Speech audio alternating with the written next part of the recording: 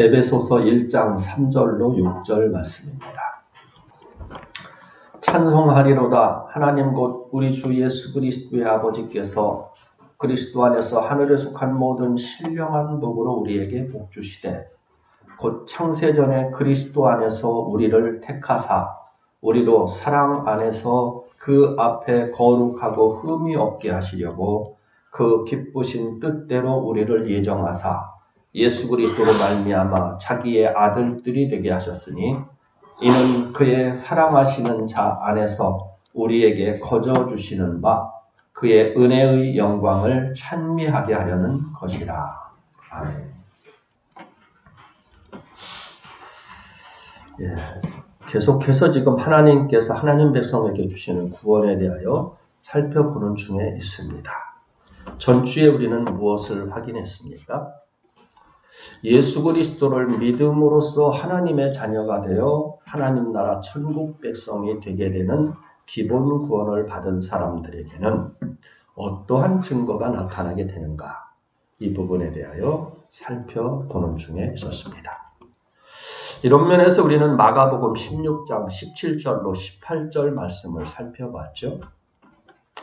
믿는 자들에게는 이런 표적이 따르니니 저희가 내 이름으로 귀신을 쫓아내며 새 방언을 말하며 뱀을 집으며 무슨 독을 마실지라도 해를 받지 아니하며 병든 사람에게 손을 얹은즉 나으리라. 이 말씀을 살펴보았습니다. 자, 우리는 이 말씀을 보면서 무엇을 확인을 했습니까? 이 믿는 자들에게 나타나는 표적이라고 하는 은사 중심적이면서도 능력 중심적인 말씀들을 시대성을 고려하지 않는다든지 또는 문자적으로만 해석하는 것은 자칫하면 하나님의 뜻을 왜곡 해석함으로 나타날 수 있게 된다. 이 부분을 주의해야 된다라는 것을 확인을 했습니다. 자, 이런 면에서 이제 귀신을 쫓아내고 방언을 말하고 뱀을 집어도 또는 독을 마셔도 해를 받지 않고 병든 사람에게 손을 얹은즉 낫는다는 이 표적은 기본 구원을 얻느냐 못 얻느냐를 얻는 표적으로 주신 것이 아닙니다. 이 말씀은 그 당시 예수님을 이단의 괴수 정도로 생각하던 그때 예수님께서 제자들에게 복음을 효과적으로 전파하게 하시려고 사역적인 측면에서 주신 표적이라는 사실을 확인을 할 수가 있었습니다. 성경에서 시대성을 무시하면서 왜곡 해석하여 벌어진 사건을 한 가지를 예로 확인하겠습니다. 민수기 21장 5절 이하의 말씀인데요. 출애굽한 이스라엘 백성들이 이제 광야를 행군하던 과정 가운데서 길이 험하다면서 하나님과 모세를 원망하는 이 사건이 나타나게 됩니다. 그러자 하나님께서 불평하던 백성들에게 불뱀을 보내서 뱀에게 물려 죽게 하는 징계를 내리는 것을 보게 되죠. 그러자 이스라엘이 즉시 회개하면서 모세에게 기도하도록 이제 요청을 하게 됩니다. 때문에 모세가 하나님께 이제 구원을 요청을 하게 되고 하나님께서 백성들에게 구원의 기회를 주시는 것을 확인을 하게 됩니다. 뭐라고 말씀하면 이렇게 말합니다. 여호와께서 모세에게 이르되 불뱀을 만들어 장대 위에 달라 물린 자마다 그것을 보면 살리라. 모세가 놋뱀을 만들어 장대 위에 다니 뱀에게 물린 자마다 놋뱀을 쳐다본즉 살더라. 이렇게 말합니다. 자, 뱀에게 물려서 죽어가던 가운데 장대 위에 세워놓은 놋뱀을 바라보면서 죽어가던 사람이 살아났다고 말씀을 합니다. 그런데 이스라엘 백성들은 이 사건 이후로 약 700여 년이 지나는 히스기야 왕 시대까지 이 놋뱀 앞에다가 제단을 만들어 놓고 병이 들면은 이 놋뱀에게 병이 낫게 해달라고 제사를 드리곤 했었습니다. 여러분 지금도요 응급차나 이런 것들을 보면은 어떤 큰 막대기 같은 데다가 이 뱀이 꼬리를 틀고서 이렇게 있는 거 있죠. 이게 바로 여기서 근원이 된 것입니다, 여러분. 그래서 히스기야 왕이 열왕기하 18장 4절에서 그 놋뱀을 부수고는 이 놋뱀은 느흐수단이다. 이 느흐수단이라는 말은 놋조각일 뿐이다. 이렇게 지금 하면서 그것을 버렸습니다. 자, 광야 행군 시대에 하나님께서 놋뱀을 통해서 구원의 역사를 일으키셨습니다. 하지만 그것은 그 당시 이 놋뱀에게 능력이 있었던 것이 아니죠. 하나님께서 단회적으로 이 백성들을 향한 구원의 방편으로 사용하신 도구였을 뿐이었던 것입니다. 그런데도 이들은 하나님의 이런 뜻을 모르고 이 놋뱀에게 무슨 능력이 있는 것처럼 생각하면서 그 사건 이후로 700여 년이 지나도록 놋뱀 앞에다가 제단을 만들어 놓고는 병이 나면 그 앞에 낫게 해달라고 기도를 하고 그랬다 이 말입니다. 그러니까 하나님의 바른 뜻을 모르고 그릇 왜곡하여 알고 있었던 무지의 모습을 단적으로 보여주고 있는 겁니다. 때문에 우리들은 이처럼 하나님의 어떤 말씀들에 대해서는 시대성을 고려하지 않으면 안 되는 말씀들이 있다. 이 사실을 먼저 전제해서 알아야 된다는 것입니다. 그리고 또 성경 해석에 있어서는 기록된 문자나 역사의 이면에 흐르는 하나님의 뜻하심을 파악하지 못한 상태에서 겉에 나타난 문자적으로만 해석하려고 하는 것, 이것도 오류를 범할 수 있다는 것에 주의를 해야 됩니다. 창세기 1장을 보면은요, 하나님께서 사람을 지으시면서 심히 좋았다 이렇게 말씀하시는 말씀이 있습니다. 그런데 창세기 6장에 가면은 노아 시대에 하나님께서 사람 지으셨음을 크게 한탄하시고 후회하셨다 이렇게 말씀하시는 부분이 또 나옵니다. 어떤 이들은 이 말씀을 문자대로만 이해하면서 하나님이 후회하신 것으로 해석하는 것을 보게 됩니다.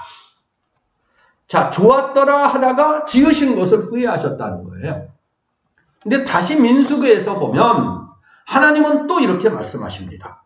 민수기 23장 19절에 하나님은 인생이 아니시니 시건치 않으시고 인자가 아니시니 후회가 없으시도다. 어찌 그 말씀하신 바를 행치 않으시며 하신 말씀을 실행치 않으시랴. 이렇게 말씀을 해요. 자, 지금 나타나는 말씀만을 보면은요, 하나님은 같은 대상에 대하여 어떤 때는 좋다고 하시고 어떤 때는 후회하신다고 하시고 어떤 때는 시건치 않고 변치 않으신다고 말합니다. 그러면 하나님은 이럴 때는 이렇게 말하시고 저럴 때는 저렇게 자기 편리에 따라서 말하시는 변덕스러운 하나님이신가? 결코 그런 것이 아닌 것입니다. 한탄하셨다, 후회하셨다라는 그 말씀은요, 자기 백성을 향한 그 뜨거운 사랑의 안타까움 속에서 지금 우리들에게 이해할 수 있도록 표현한 인간적인 표현 방법입니다. 여러분들, 여러분의 사랑하는 자녀들이 부모님의 말씀을 듣는 게 아니고 자꾸 그릇된 길을 가면은 어떻게 해요? 아유, 저놈의 자식은 나지 않았으면 좋았을걸. 이런 말을 또는 이런 생각을 할 때가 있죠. 진짜 그 자식이 미워서 버리려고 하는 말이 아니죠. 그 사랑하기 때문에 남의 자식이 그러면은 별로 관심 두지 않아요. 근데 내 자식이 그러면, 내가 사랑하는 자녀가 그러면 그 마음이 더 뜨거운 심정으로 그렇게 말을 바라지만 그 속엔 뭐가 있다? 사랑이 들어있는 거예요. 사랑이. 그렇기 때문에 우리들은 이런 하나님 말씀들을 대할 때 겉에 나타난 문자만으로 보는 것이 아닌 그렇게 말씀하고 계시는 하나님의 원 뜻하심은 무엇일까? 이 부분을 먼저 살펴야지 되는 것입니다. 자, 이런 관점에서 다음의 말씀들을 살펴보겠습니다. 먼저 믿는 자에게 나타나는 표적이라고 하는 마가복음 16장 17절이죠. 저희가 내 이름으로 귀신을 쫓아내며 이렇게 말합니다. 믿는 자에게는 이런 귀신을 쫓아내는 표적이 나타난다는데요. 이 말씀을 문자적으로만 해석하면 믿는 사람이라면 누구나 다 귀신 들린 자를 고치는 능력이 주어진다. 이런 말씀으로 해석할 수가 있겠죠. 근데 이렇게 해석하면 문제가 되는 말씀입니다. 이것은. 물론 기도할 때에 귀신이 나갈 수도 있습니다. 하지만 이것이 증거가 된다고 해서 귀신이 쫓겨나는 표적이 나타나지 않으면 그 사람은 믿는 사람이 아니라고 하는, 다시 말하면 구원받는 사람이 아니라고 하는 여기에 문제가 있다라는 말씀이에요. 만약에 지금 이 말씀을 문자적으로만 본다면은 세상에는 정신병원이 필요가 없을 거예요. 그래도 정신병원이 있어야 된다면 정신병원의 원장은 의학 공부를 한 사람이 아니고 믿음을 가진 성도들이어야만 될 것입니다. 그러지 않겠습니까? 그래서 성경은 그렇게 문자적으로만 모든 것을 해석을 하게 되면 문제가 있을 수 있다는 말씀입니다. 그러면은요, 이렇게 생각하는 사람들은 다음에 성경은 그럼 어떻게 이해를 할까? 마태복음 5장 29절 이하에서 예수님이 말씀합니다. 만일 내 오른눈이 너로 실족해 하면 빼어버리라. 내 백체 중 하나가 없어지고 온몸이 지옥에 던지우지 않는 것이 유익하며, 또한 만일 내 오른손이 너로 실족해 하거든 찍어버리라. 내 백체 중에 하나가 없어지고 온몸이 지옥에 던지우지 않는 것이 유익하니라. 이렇게 말씀을 해요. 자, 이 말씀대로라면은 믿는 사람들의 육체는 온전할 수가 없을 것입니다. 온전하다면 예수님처럼 완벽한 사람이겠죠. 그렇다면 교회 안에는 온통 눈 빠진 사람, 손발 없는 병신이나 병자들로 가득해야 될 거예요. 그렇지 않습니까? 물론 성경을 해석할 때에 기록된 문자를 무시할 수 없습니다. 그럼에도 불구하고 그 말씀 속에 담겨져 있는 하나님의 원래 의도나 그 이면의 뜻을 분별하지 못하면서 문자적인 측면으로만 성경을 보다가는 큰 오류를 범할 수 있다는 사실을 알아야 된다는 거예요. 그래서 신자들은 말씀의 바른 해석을 위해서라도 하나님을 더더욱 깊이 바르게 깨달을 수 있어야지만 되는 것입니다.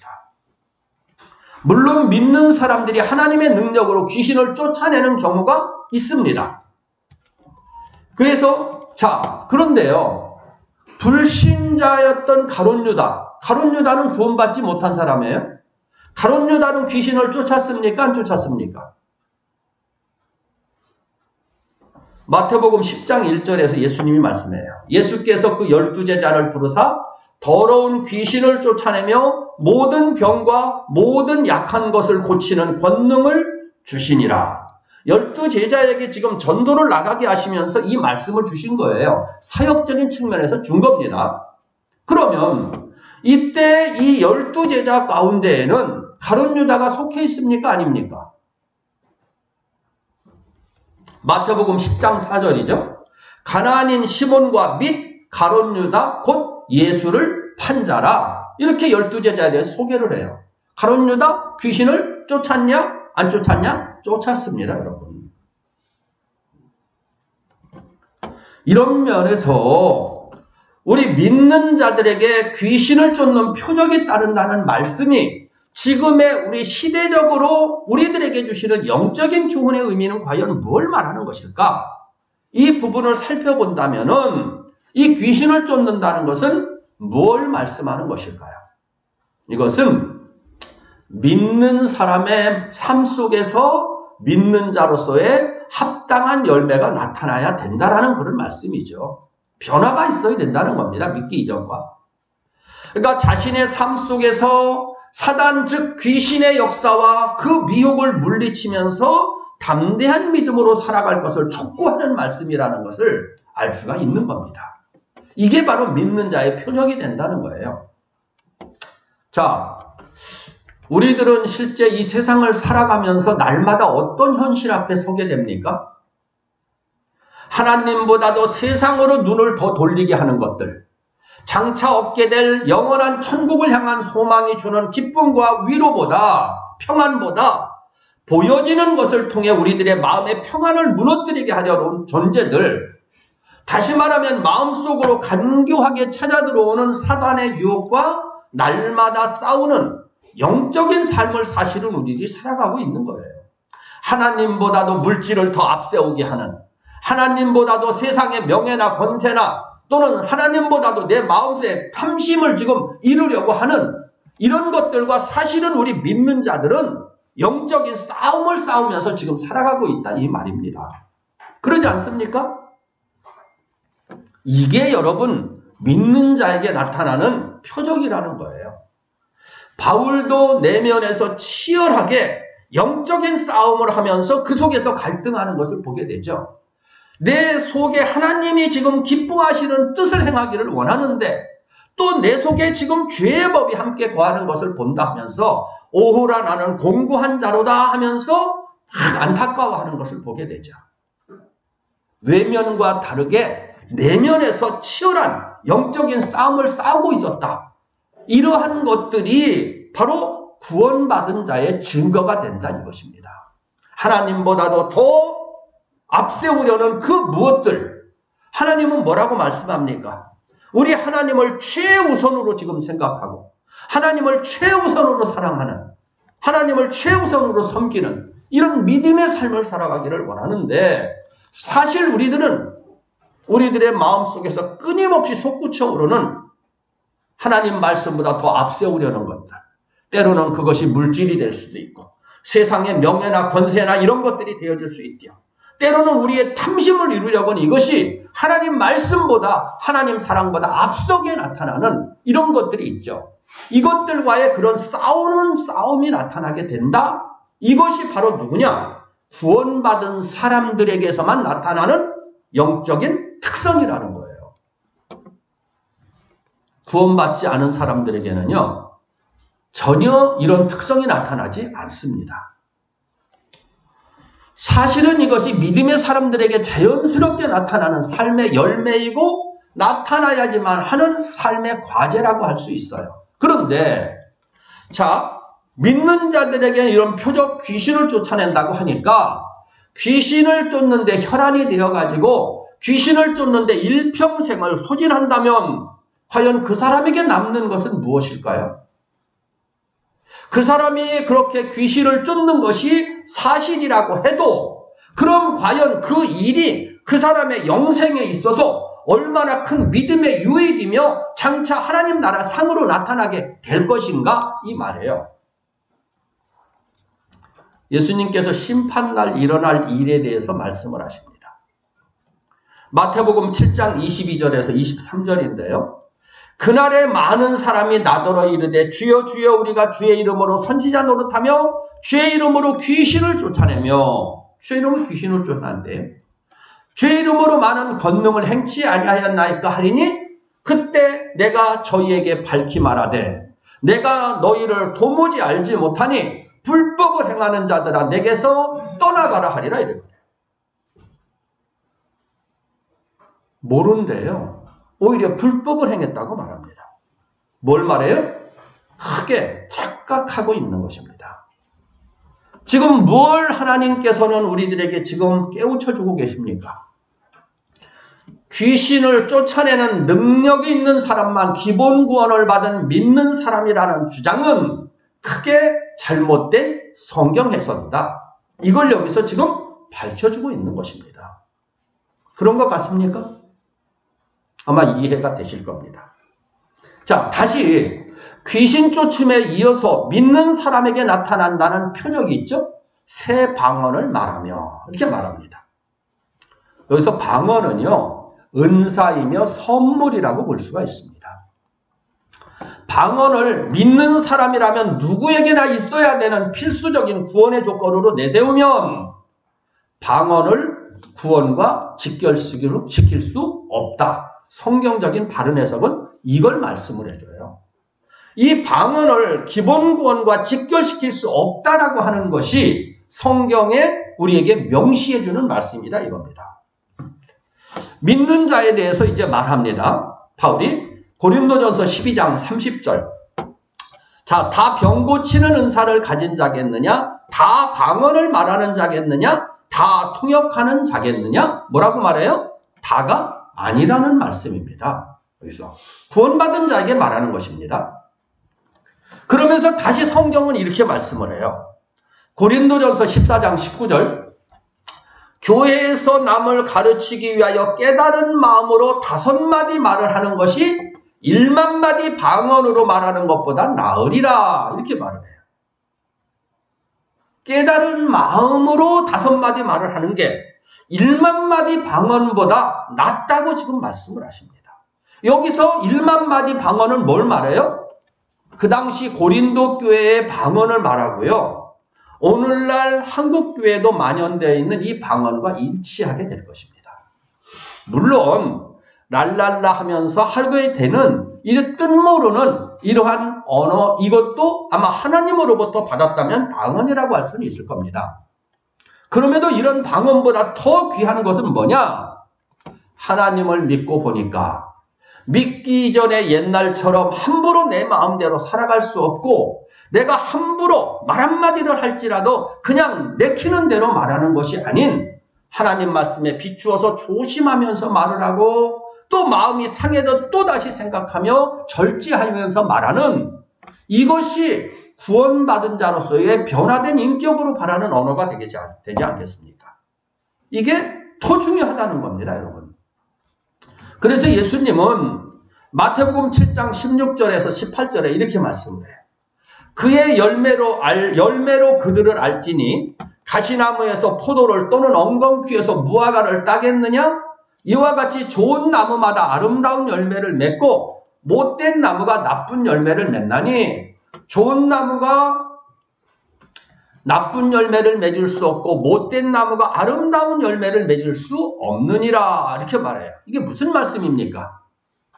그들의 삶의 열매를 통해서 믿는 자와 믿지 않는 자를 분별할 수 있다. 지금 이걸 말하고 있는 겁니다. 자, 이런 면에서 믿는 자에게 나타난다고 하는 방언에 대한 교훈적인 의미를 살펴본다면은 하나님의 이 말씀을 하시는 원래 뜻을 살펴본다면 뭘 말할까? 믿음을 갖기 이전에 가졌었고 행하고 있었던 자신의 언행심사가 하나님 백성다운 언행심사로 변화되는 것을 지금 말한다. 진정으로 사랑하고 겸손해지고 낮아져서 섬기면서 나눠줄 수 있는 변화된 언행심사. 이게 바로 구원받은 자가 바라는 새 방언, 천국 방언이라고 여러분 할 수 있지 않겠습니까? 확실하게 변화되는 것입니다. 여러분 제가 지금 하는 이 말이 이상합니까? 주님을 믿는 순간부터 스스로를 절제해가는 가운데 하나님 말씀에 뿌리를 두는 믿음에 근거하여 행하는 변화된 말과 행동을 진실한 새방언이라고 말한다면 누가 과연 이게 잘못되었다고 반론을 제시할 수 있겠습니까? 진정한 하나님 백성이라면 마음속으로부터 진심으로 아멘이 나와야 되는 것입니다. 방언은요. 귀신도 할 수 있습니다, 여러분. 귀신도. 혹시 여러분이 귀신 방언이라는 걸 들어보셨는지 모르겠지만 귀신의 그 방언은요. 들으면 소름이 끼치면서 이 영적으로 팍 거부감이 오는 그런 방언이 있습니다. 본래 방언이라는 것은 뜻을 알아듣지 못하는 이런 부분들을 지금 말하고 있는 것인데 방언으로 기본 구원 받은 사람을 판단할 수 있다? 천만의 만만의 말씀이라는 것입니다. 이게 성경의 교훈입니다. 자, 더 나아가서 성경은 뭐라고 말합니까? 성경은 어떤 이적이나 기사나 신비한 능력들이 사단의 역사 속에서도 얼마든지 나타날 수 있다 하면서 오히려 이런 이상한 일이 나타나면 경계해야지 된다 이렇게 말씀합니다. 데살로니가 후서 2장 9절인데요. 악한 자의 임함은 사단의 역사를 따라 모든 능력과 표적과 거짓 기적과 불의의 모든 속임으로 멸망하는 자들에게 임하나니 능력과 표적과 거짓 기적들이 나타난대요. 놀라운 말씀들이죠. 때문에 성경에는 이런 거짓된 자들이 어떻게 나타난다고 말하느냐? 순한 새끼 양의 모습으로 마치 예쁜 소녀와 같은 모습으로 다소곳하게 다정스럽게 다가온다. 이렇게 말씀을 하는 것을 보기도 합니다. 누가 이렇게 온다는 겁니까? 사단의 역사가 이렇게 나타난다는 거예요. 사단의 역사가. 자, 그래서 성경은 지금 뭐라고 말씀합니까? 악한 자들은 말세에 이를수록 사단의 역사를 따라서 다양한 능력과 표적과 거짓 이적들을 드러내면서 신기한 모습으로 나타나게 된다. 이렇게 지금 말씀을 해주고 있어요. 왜냐? 이렇게 나타나지 않으면 믿는 사람들을 미혹할 방법이 없기 때문에 그럴 것입니다. 자, 요한 사도가 하나님께서 보여주신 계시를 보고 앞으로 이루어질 일에 대한 예언을 기록한 계시록에서도요. 우리들에게 이런 표적, 이적이 나타나면 조심하라고 경계해 주는 걸 보게 되는데요. 계시록 13장 12절로 14절입니다. 저가 먼저 나온 짐승의 모든 권세를 그 앞에서 행하고 땅과 땅에 거하는 자들로 처음 짐승에게 경배하게 하니 곧 죽게 되었던 상처가 나은 자니라.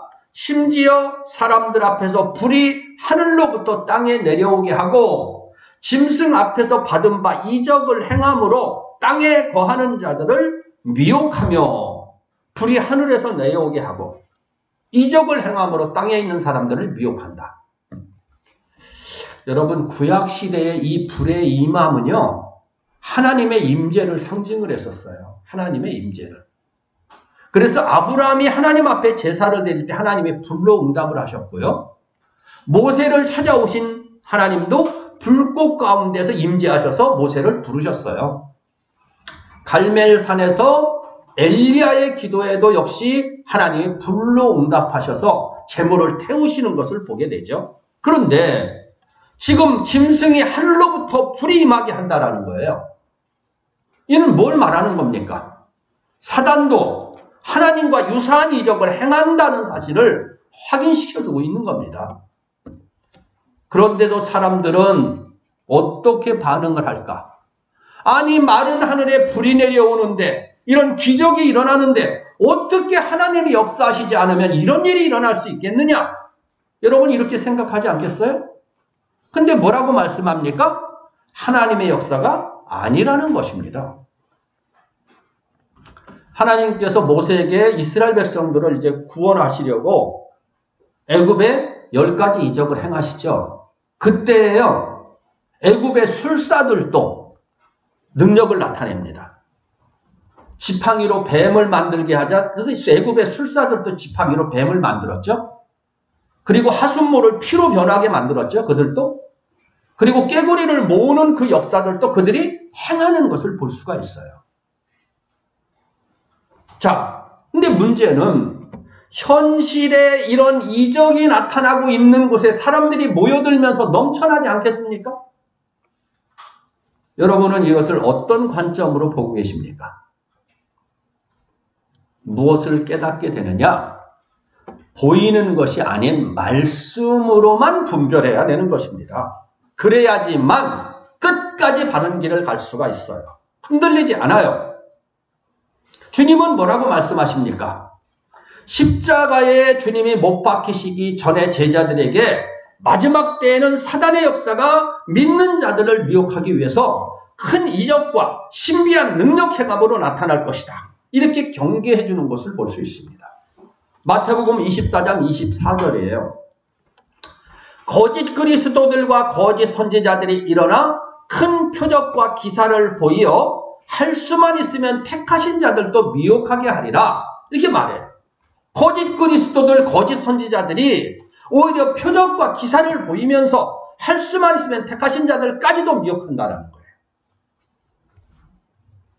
여러분, 말도 안 되는 그 이단들에게 이렇게 막 빠져있는 사람들이 있죠. 전에 제가 말씀드린 것 같은데 그 사람들이요, 대학교 나온 청년들 많습니다. 지식자들. 우리 생각으로는 도저히 이해가 안 되죠. 이 미혹의 영이 임하기 때문에 그러는 거예요. 뭔가가 있어요, 여러분. 아무것도 없이 거의 빠져드는 거 아니라니까요. 이런 사단의 역사가 있기 때문에 그런 일이 나타나게 되는 거예요. 이런 영적인 세계가 있다 이 말씀입니다. 이게 우리의 이성으로만 머리로만 계산할 수 있는 이런 게 아니에요. 그 이상의 것이 있어요, 여러분. 자, 그래서 거짓 그리스도와 거짓 선지자들이 표적과 기사를 보인다. 뭘 말씀합니까? 표적이나 기사 또는 병 낫는 것이나 어떤 능력으로 하나님의 뜻을 구별하는 것은 아니다. 이것입니다. 왜? 사단도 행하기 때문에 그런 거예요. 사단도. 또 주님은 어떠한 능력 행하는 것이 구원과 전혀 무관하다는 사실을 이미 밝혀준 바가 있습니다. 마태복음 아까 7장 22절 23절 제가 읽어드렸었죠.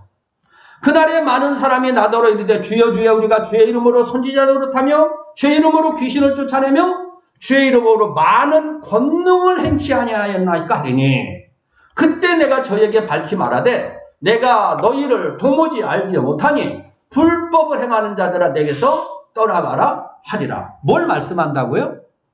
어떠한 능력이 나타날지라도 주님의 뜻과 전혀 관계없을 수 있다. 분별하라 이 말입니다. 뭘 교훈합니까? 여기서 너무나도 분명한 것이 있어요. 구원받은 확실한 증거는 어떤 은사나 방언이나 신비한 체험, 나아가 능력 행하는 것과도 전혀 무관할 수 있다. 이게 성경이 주시는 교훈이에요. 그러면은 어떻게 구원받은 증거를 확인하느냐? 예수님께서 니고데모에게 하나님 나라에 이르게 되는 기본 구원이 어떻게 받아지게 되는가에 대해 이렇게 밝혀줍니다. 요한복음 3장 3절로 8절인데요.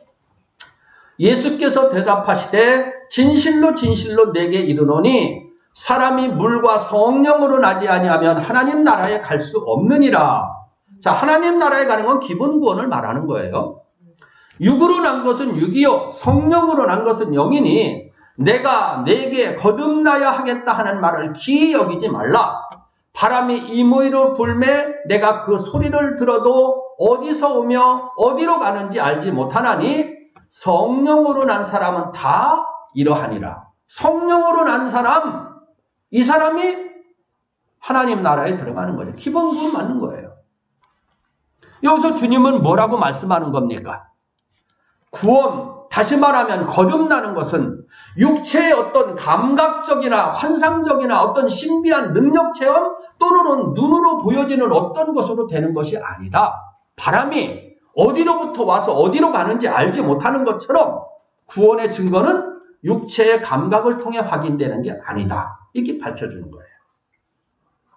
그렇다면 구원받은 증거는 과연 무엇으로 확인할 수 있는 것인가? 각자의 믿음으로 확인합니다. 오직 믿음으로만 구원받습니다. 그렇다면 그 믿음의 실체는 과연 무엇입니까? 구원받는 믿음의 실체. 마태복음 7장 16절에 예수님이 말씀하죠. 그의 열매로 그들을 알지니 가시나무에서 포도를 엉겅퀴에서 무화과를 따겠느냐? 이건 사실 너무도 자연스러운 말씀입니다. 포도 열매는 포도나무에서 열리고 무화과 열매는 무화과나무에서 열리게 되는 것처럼 구원받은 하나님 백성에게는 그에 합당한 구원의 열매가 있다는 거예요. 그럼 그 열매가 무엇이며 어떻게 나타나느냐? 요한복음 10장 3절입니다. 문지기는 그를 위하여 문을 열고 양은 그의 음성을 듣나니. 그 열매는 음성을 들음으로 나타난다는 거예요. 음성을 알아들음으로 나타난다는 거예요. 바른 하나님의 말씀에 아멘의 응답이 되어지는 것. 이전에는 바르게 몰랐을지라도 하나님의 진리의 말씀을 듣고 보니 깨달아지고 나니 이제는 내가 그 말씀대로 살고 싶습니다라는 자연스러운 마음의 움직임이 감동이 생겨지게 된다는 말씀입니다. 왜? 그 사람이 바로 그 하나님의 백성이고 하나님의 양이기 때문에 그렇다는 거예요. 이것은 너무나도 당연하죠. 그의 양은 그의 음성을 듣습니다. 그 집안의 자녀는 그 부모의 음성을 듣습니다. 이상합니까? 전혀 이상한 게 아니에요. 그래서 주님이 이어서 말합니다. 요한복음 10장 27절 내 양은 내 음성을 들으며 나는 저희를 알며 저희는 나를 따르느니라. 자, 주님은 선한 목자가 되시고 그의 백성은 지금 양으로 비유되는 말씀입니다. 구원받은 하나님의 백성은 주님의 말씀을 듣고 알게 되면서 자연스럽게 구세주가 되시는 주님을 따름으로 나타나게 된다. 이게 구원받은 확실한 증거라는 겁니다. 뭘 말씀한다? 구원받기로 예정 선택된 사람은 각자를 부르시는 제각각의 부르심의 때가 되면 비록 어린아이의 어눌한 전도의 말씀일지라도 그 말을 듣고 믿으면서 따름으로 나타나게 되는 게 이게 바로 구원받은 증거라는 거예요. 여러분 AM 1188 사이클 하면은 무슨 방송이에요? 극동방송이에요. AM 1188. AM 837 기독교 방송이에요. 사이클 딱 틀으면은 쪼쪼쪼쪼 하고 나오죠. 사이클 딱 틀으면 그냥 나오는 거예요. 다른 데 사이클을 들면 안 나와요. 자기 사이클이 딱 맞으면 자연스럽게 나오는 거예요. 특별하게 하는 게 아니에요. 다시 말하면은 하나님의 택한 백성, 기본 구원을 받는 백성은 자연스럽게 때가 되면 믿음으로 응답함으로 나타난다. 믿습니다가 아니에요. 안 믿으니까 속으로 크게 또는 밖으로 크게 나는 믿는다고 말해서 되는 게 아니다 이 말씀입니다. 사이클에 딱 맞춰지면 자연스럽게 나타나듯이 하는 거예요. 이게 뭡니까? 참된 진리의 말씀에 아멘 하면서 목자의 음성을 들을 때 응답할 수 있는 것, 이게 바로 참 구원받은 증거라는 것입니다. 그래서 구원받은 증거에 대하여 바울 사도가 이렇게 말을 해요. 고린도전서 1장 18절이죠. 십자가의 도가 멸망하는 자들에게는 미련한 것이요 구원을 얻는 우리에게는 하나님의 능력이라 이렇게 말해요. 여러분 실제로 이 십자가의 도는요. 안 믿는 사람들이 바라볼 때는 이거 미련한 겁니다. 그들은 보이지도 않는 지금 하나님을 믿는다고 하면서 이렇게 하나님을 믿는 사람들이 힘들여 번 돈을 때로는 교회에다가 갖다 바치기도 하고 모처럼 쉬는 주일날 어디를 가지도 못하는 바보 같은 사람들이다. 그렇게 얽매여서 어떻게 사느냐면서 미련하다고 말을 하죠. 여러분은 어떻게 생각합니까? 사실 미련하지 않습니까? 하나님이 조금 더 멋있게 나타나셔서 구름 위에서 나 여기 있다 하면서 나한테 예배드리라고 하신다면은 이게 얼마나 실감이 날까요? 그렇게 하신다면은 어느 누가 감히 불순종을 할 수 있겠습니까? 하나님이 그런 능력이 없으신 분입니까? 그렇지 않죠. 그런데도 하나님은 그렇게 역사하지 않으십니다. 사람과 사람을 통해서 다시 말하면 사람의 어설픈 말과 그 어설픈 행동들을 통해서 하나님은 택한 백성들을 향한 구원 역사를 펼쳐가고 계시는 거예요. 구원이 어떻게 이루어진다? 그의 양은 그의 음성에 응답함으로 나타나게 된다. 택하신 백성들은 세상 사람들이 도무지 이해되어지지 아니하고 깨달아지지 못해서 미련하다고 어리석다고 거절하고 있는 그 어줍잖은 전도의 말을 듣고 영접하면서 주님을 받아들이면서 구원에 이르게 되는 것입니다. 어떤 것이 구원받은 믿음이냐? 포도나무에서 포도가 열리게 되듯이 하나님의 말씀을 듣고 믿음으로 응답함으로 나타나는 것, 이것이 구원에 이르는 믿음이고 이게 바로 기본 구원을 받은 증거라는 것입니다. 자, 처녀가 애를 낳았다는데도 이게 믿어져. 죽어서 썩은 냄새가 나는데도 주님이 말씀하시니까 살아나셨다는 이 황당한 말씀이 믿어지고, 아니 물을 갖다가 항아리에다가 채웠는데 그리고 그 물을 갖다 주라고 해가지고 갖다 줬는데 그 물이 제일 좋은 포도주가 되었다는 세상적으로 볼 때 도저히 이해되지 않는 이 황당한 말이 사실로 믿어지고 말씀 한마디에 우주가 만물이 창조됐다는 이런 놀라운 역사가 하나님의 구원받은 백성들은 사실로 믿어진다 이 말입니다. 그리고 실제로 우리들이 이 사실을, 이 놀라운 진리를 믿고 있는 것이죠. 뭘 말씀합니까? 우리들이 구원받은 확실한 하나님의 자녀다 이 말씀이에요. 이 믿음은 인간의 이성이나 상상이나 또는 어떤 지혜로는 도저히 믿으려야 믿을 수 없는 믿음인 겁니다. 구원은 하나님의 말씀을 믿는 믿음으로 받는 것이고 어떤 초자연 능력이나 체험으로 확인되는 것이 아닌 것입니다. 혹시라도 자신이 하나님으로부터 주어지는 어떤 이적이나 신비한 체험을 했다면 이는 뭘 말할까요? 이것은 자기 자랑을 하라는 것이 아니고요. 하나님의 말씀을 믿는 더 큰 믿음의 확신으로 말씀에 더더욱 순종하는 삶을 살아가게 하시려는 그런 선한 뜻 속에서 주신 것임을 알아야 되는 겁니다. 이러한 어떠한 이적이나 신비한 체험으로 자신의 기본 구원을 확인한 것은 아닙니다. 그래서 베드로전서 1장 23절에서 베드로 사도가 이렇게 말합니다. 너희가 거듭난 것이 이게 뭐라고요? 중생한 것 하나님 나라에 들어가게 되는 걸 말합니다. 너희가 거듭난 것이 썩어질 씨로 된 것이 아니요 썩지 아니할 씨로 된 것이니 하나님의 살아있고 항상 있는 말씀으로 되었느니라 그래요.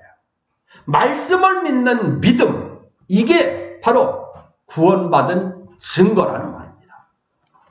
그래서 로마서 10장 17절에서 다시 말씀합니다.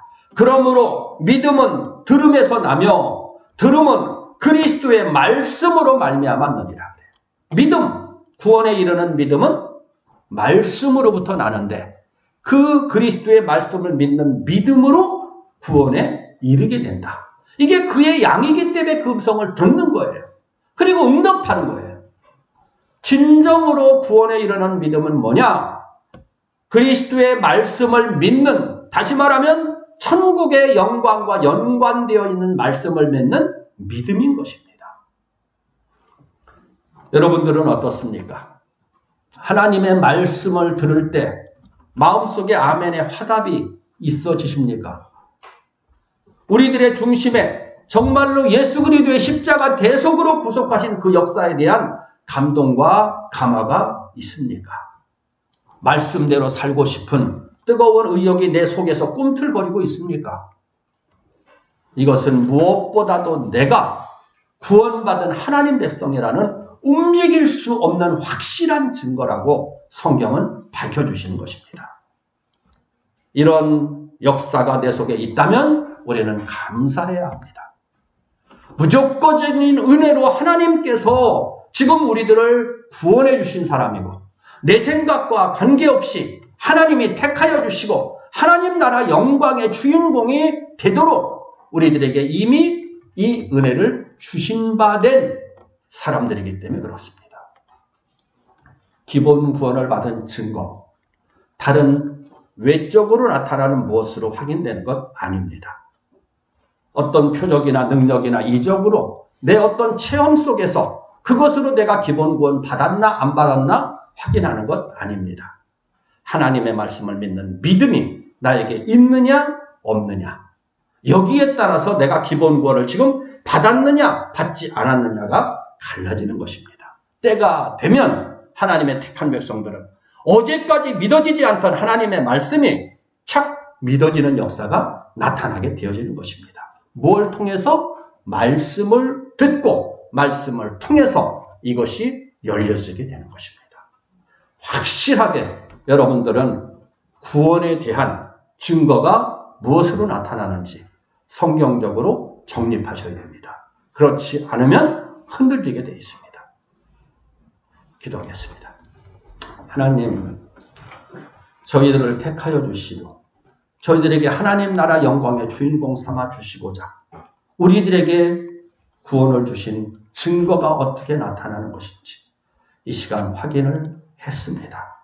많은 사람들이 자신의 체험이나 어떤 표적이나 이사나 어떤 기적이 자기 속에서 또는 경험되어지거나 또는 체험되어지게 되면 자신이 믿는 사람이라고 지금 말들을 하지만 그것으로는 부족합니다. 하나님의 말씀을 믿는 믿음이 내 안에 있는가 없는가에 따라 구원받은 증거가 분별됨으로 나타난다는 것, 우리 성도들 다 말씀 안에서 바르게 분별력을 갖게 하여 주옵소서. 예수님의 이름으로 기도드립니다. 아멘.